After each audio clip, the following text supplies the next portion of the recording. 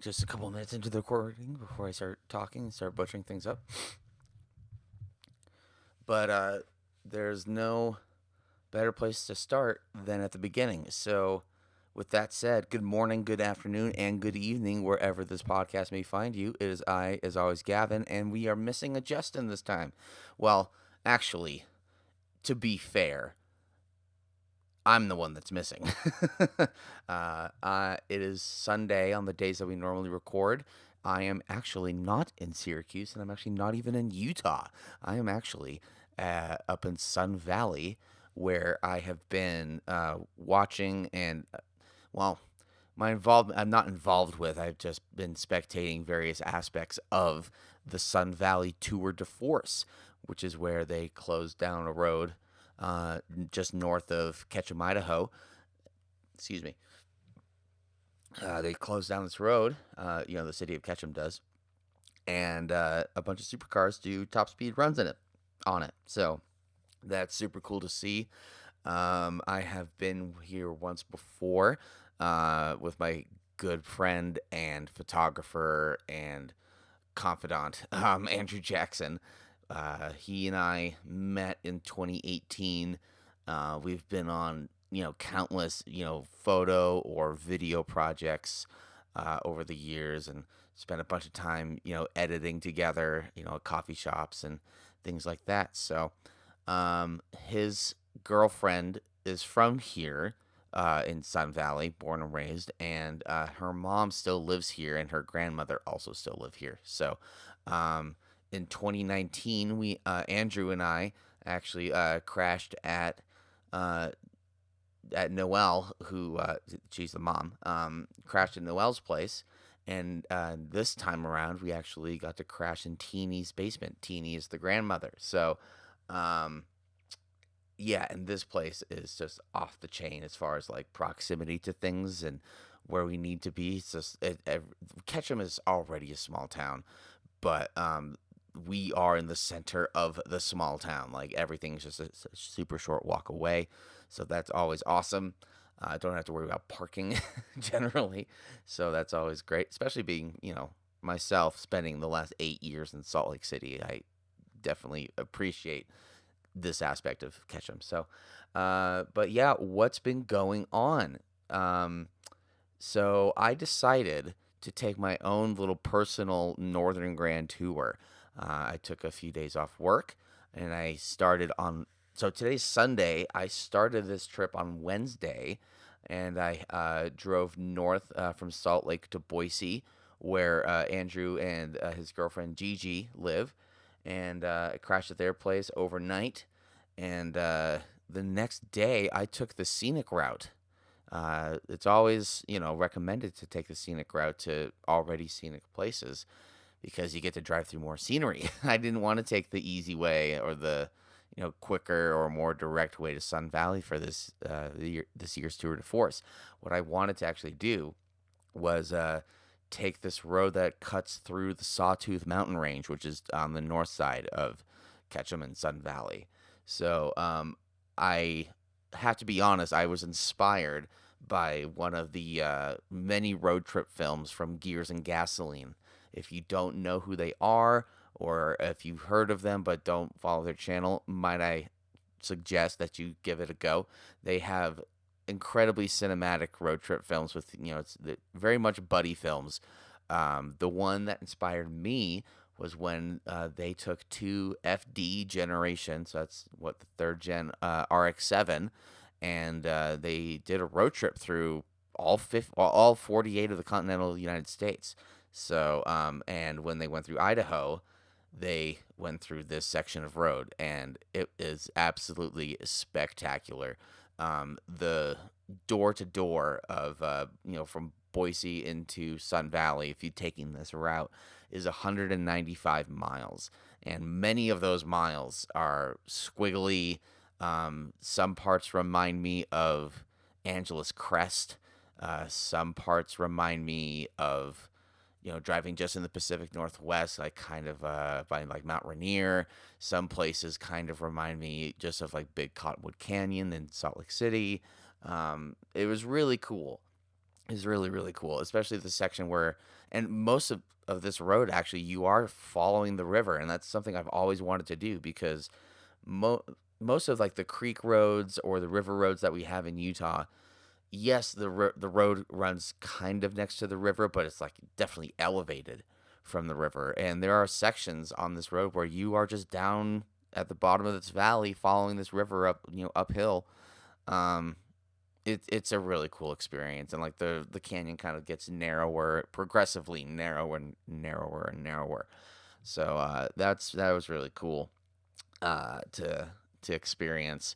Um, but that's only on the first kind of leg. The second leg, there's some more open, kind of more straightaway. There actually was a little bit of construction on this road, which makes sense. There was kind of cracked up in a little in some places. And please forgive me. It is 9:30 on a Sunday when we've been running and gunning. So if my words are not coming out as intended, my apologies. But yeah, the road was cracked up a little bit. There were some imperfections in the road. They kind of had to dart around. Um, there were places to overtake people safely, which was really great, and some people even pulled over, which was awesome. If you are one of those people, if you're the kind of person that you see a hot hatch, kind of up your trumpet, I was taking it easy this time, but they're still a presence. Um, if you're one of those people, God bless you. I super appreciate people that actually pay attention and get out of the way. Um, but then there were also just times where it was so beautiful with the way the light was hitting the trees and the mountains in the background and all that stuff. I'm not one to very often put the cruise control on in a canyon road and just drive the speed limit, but um, it definitely lends itself to just taking in the beauty. And it's not something I do very much, but I'm glad I did.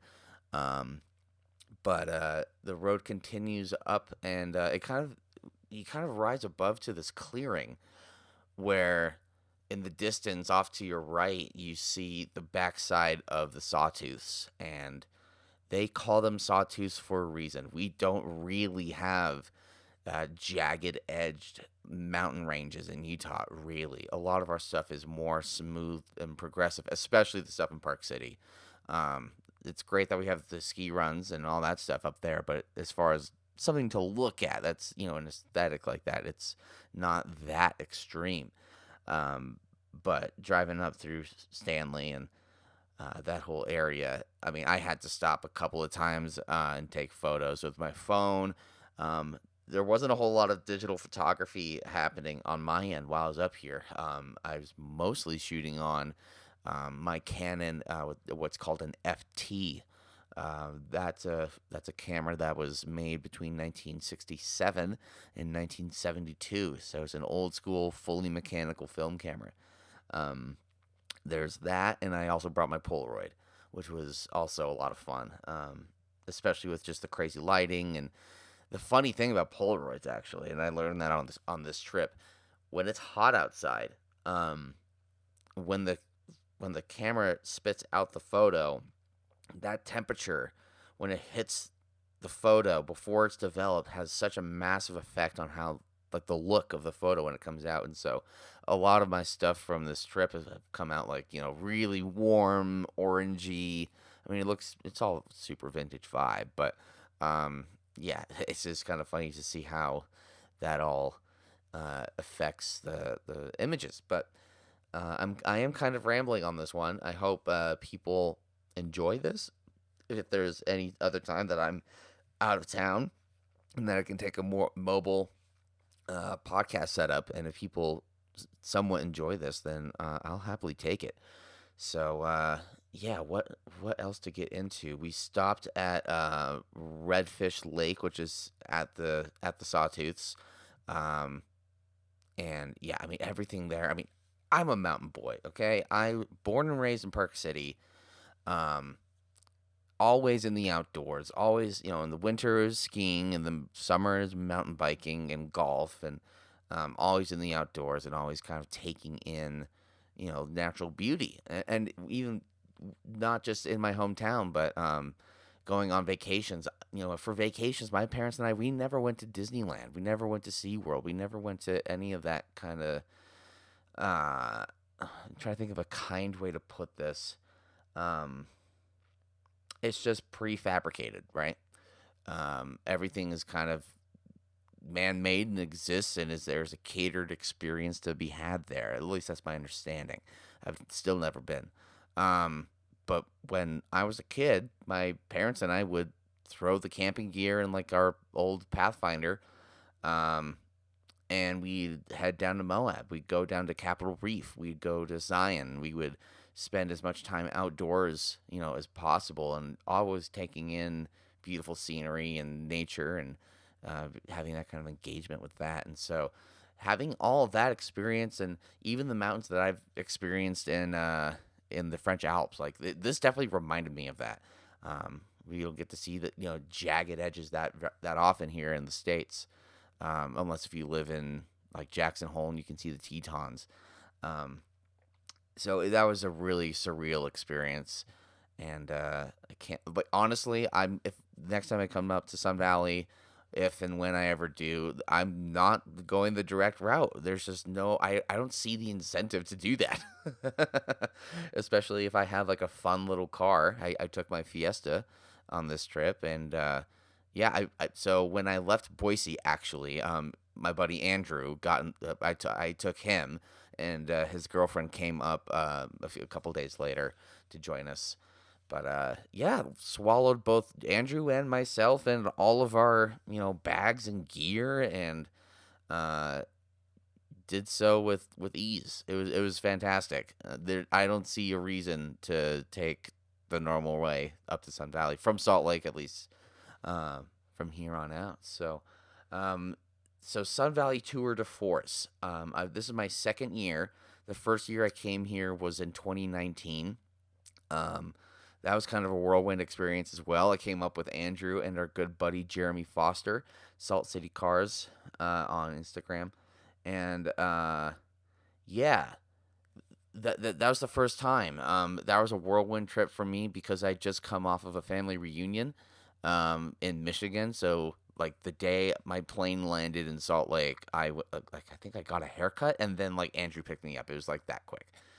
And so we drove up to Sun Valley in his, at the time, super, super mint Lexus LS 400. It had like 80,000 miles on it. Maybe a little bit more at that point, but, it was minty fresh. And so, yeah, we came up here and stayed with Gigi's mom, and, and she's in Haley, so she's like a little 15-minute commute into Sun Valley. Um, and that was a really eye-opening experience, even for someone like me who has been known to surround myself with supercars. Like, it's kind of crazy just to see supercars just stuck in traffic. um yeah, just seeing them stuck in, like, either stuck in or part of the traffic, or just driving around kind of doing their own thing. I mean, even the times that we've gone to LA, that Justin and I have gone to LA, like, we'll see, like, a GT2, or older Porsches, or um, the occasional Lambo, or Aston Martin, like a DB11 or something. Um, but being in a small ski town, like a really small ski town, this town is the place that, like, everyone kind of knows everyone's business. It really, really is. Um, but seeing this influx of supercars come in and just driving around or hard parked. Andrew and I were gonna go car spotting one night, and from where we're staying, it was like maybe 60 seconds before we just stumbled upon a McLaren SLR. That Mercedes SLR McLaren from the mid 2000s. Like, huh, oh, oh, that's here. Okay, cool. Um, and like they did a run at the Tour de Force, and they were at the thing in the morning, and um, but yeah, it is a pretty crazy experience seeing all that kind of come to fruition.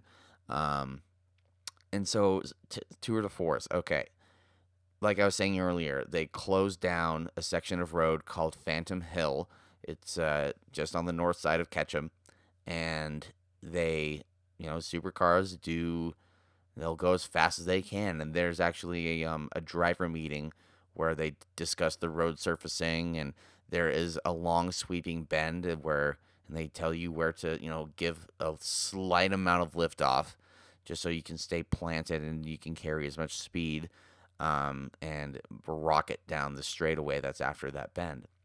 And the first year that Andrew and I came, the previous record before that was like 253 miles an hour in a Bugatti Veyron. It's going to be some variant of the Veyron. I don't know if it's like the SS or something like that, or Vitesse, or I don't know. I wasn't there for that, but there was a white Bugatti Chiron that broke that record by 10 miles an hour.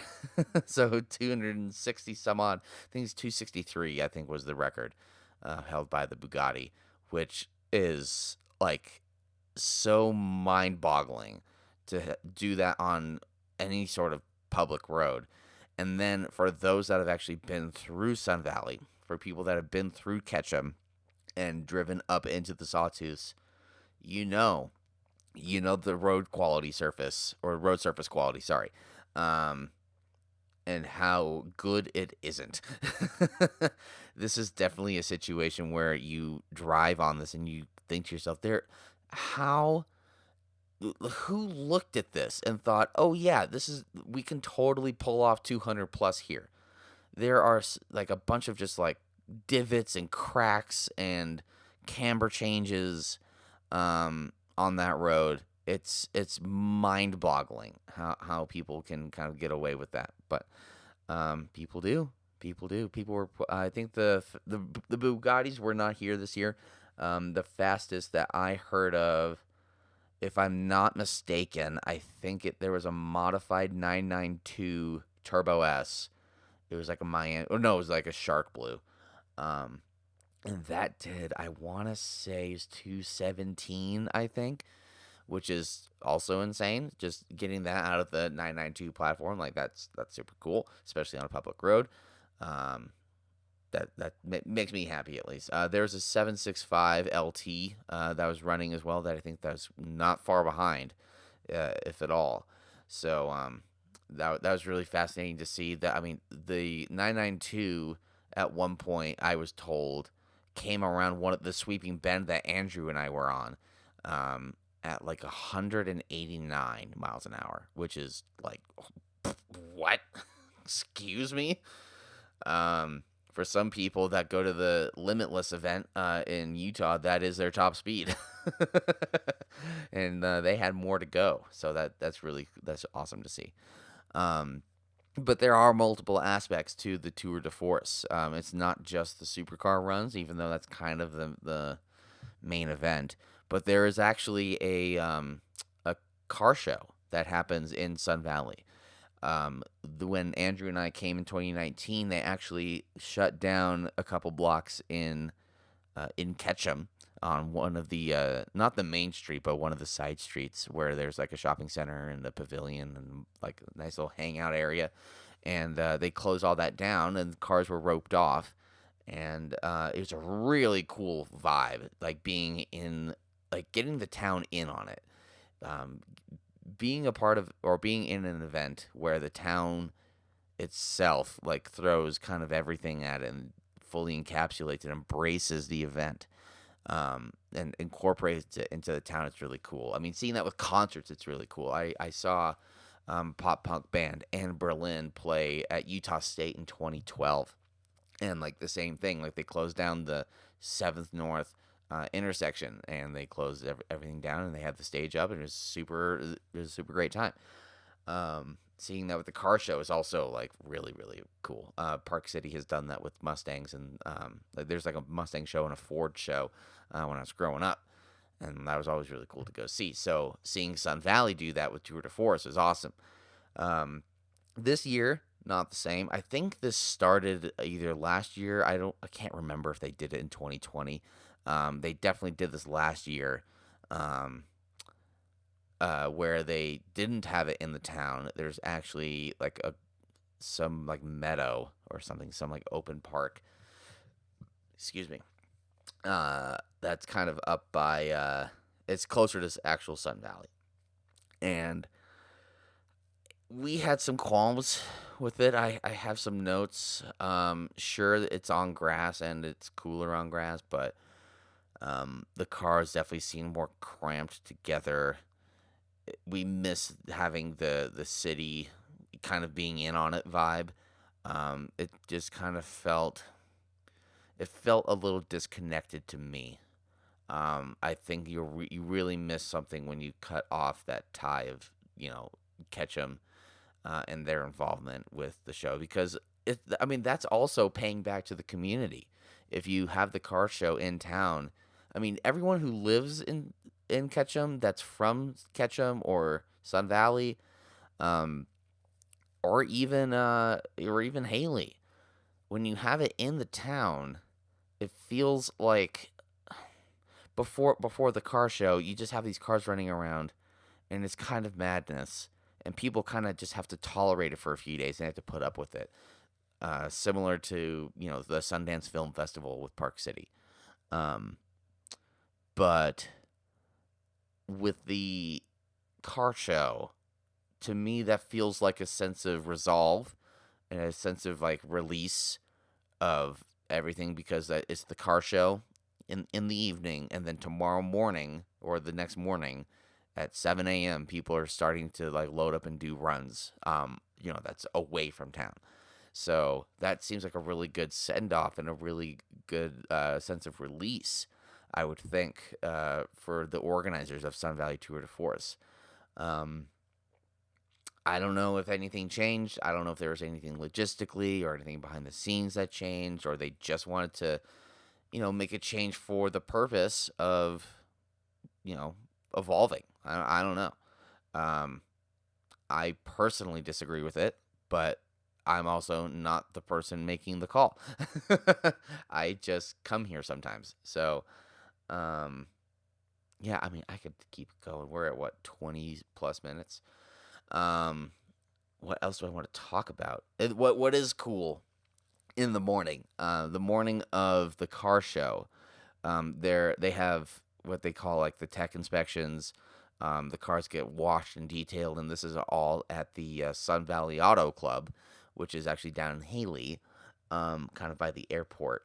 And what's really cool there is you get to see everything that's gonna get run, but it's not a car show setting. You don't have people, at least hundreds of people, swarming around you and constantly getting in your shot or getting in the way or bumping into each other or whatever.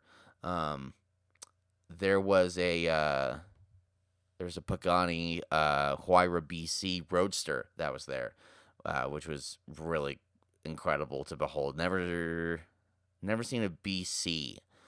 The only other Pagani I've actually really had involvement with was on the North Face Rally, which was as of this recording, roughly 6 years ago, um, where there was like a one of one. It was called the King. It had like this interesting carbon fiber and also red and cream motif to it. It's not how I would spec a Huayra, but I'm not a billionaire, so I can't really say. I definitely dug the BC Roadster way more. That thing was super rad. Yeah, so that was there. The SLR McLaren was there. The Singer that debuted in 2019 was there, along with another Singer. Um, McLaren was there with their Artura, which was kind of cool to see. And in a similar or same color orange was a 600 LT that actually drove up from Utah. Is actually a local guy, which is really cool to see. They ran like a 204, I think. A 204 or 206, like in the mid 200s, which is really cool to see. Um, what else was going on? I mean, yeah, it was just shooting the shit, and I bought a sign that the next time we do a video podcast, you'll see it. It's a no speed limit sign in the shape of a speed limit sign, which was kind of cool. What else was? Oh, well, the other funny thing, and I probably discussed this the last time we had a podcast and also did Sun Valley Tour de Force. Um, there is a graveyard of 964 generation 911s there.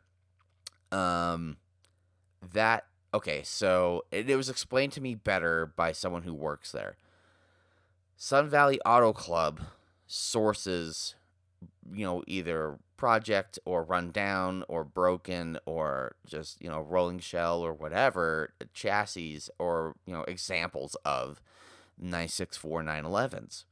Um, I don't know what the actual agreement is in between them and Singer, but Singer uses Sun Valley Auto Club. Uh, they kind of use those cars as a menu. Think of it as a menu where, okay, say I have all the money. Say I'm richer than God, right? And I finally want a Singer 911.